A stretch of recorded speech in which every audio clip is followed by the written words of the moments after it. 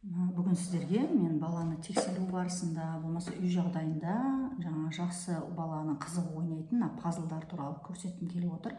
Пазлдар 2 бөлікті, 3 бөлікті, 4 бөлікті, 6 бөлік, одан да көбейе береді. Бізге жаңадан бала келетін болса, біз аздан бастаймыз. Сол себептен сіздердің алдарыңызға 3 бөлікті, 4 бөлікті пазлды қойып отырмын. Бұл жерде, мысалы, мына жерде қазір біз пазлдар арқылы суретті құрастырып көреміз. Мысалы, бала, бүйтіп оп-оңай мына жерден қоянды кейбір бала оңай құрастырып алады. О, қоян деп міне бала қызығушылығын арттырып біз көрсетіп жатыр, эмоциясын. Ал енді мына жерде сиырдың басы көріп тұрмыз. Былай бала өзі қалай құрастыра алады, солай көрсетеді бізге. Бала қиналуы мүмкін, кейде оған көмектесуіміз керекпіз. Міне көріп отырғандай сиырды оп-оңай мысалы бүйтіп құрастыра алды бала.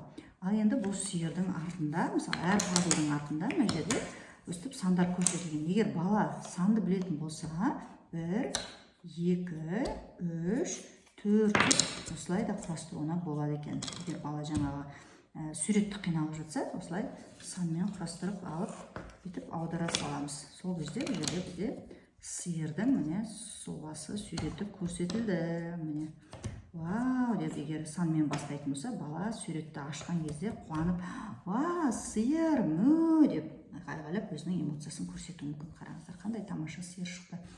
Енді одан кейін бізде 6 бөлікті пазл, міне көріп отырғандай, бұл жерде жаңағыдай сурет жағын қояйық. Бала, мысалы, ойланып отырып, өзі жасауы керек, пазлды құрастыру керек. Міне, осылай суретіне қарай пазлдарды бала өзі құрастырады. Пазлдар балаларға өте пайдалы, ұсақ қол моторикасын көру, есте сақтау қабілетін осылайша дамыта алады екенбіз. Міне, көріп отырғандай, әдемі қозының суреті шықты. Міне осылайша балалармен, пазлдармен көбірек жұмыс жасасаңыздар, баланың есте сақтау қабілеті, көру, ойлау қабілеті дами түседі екен.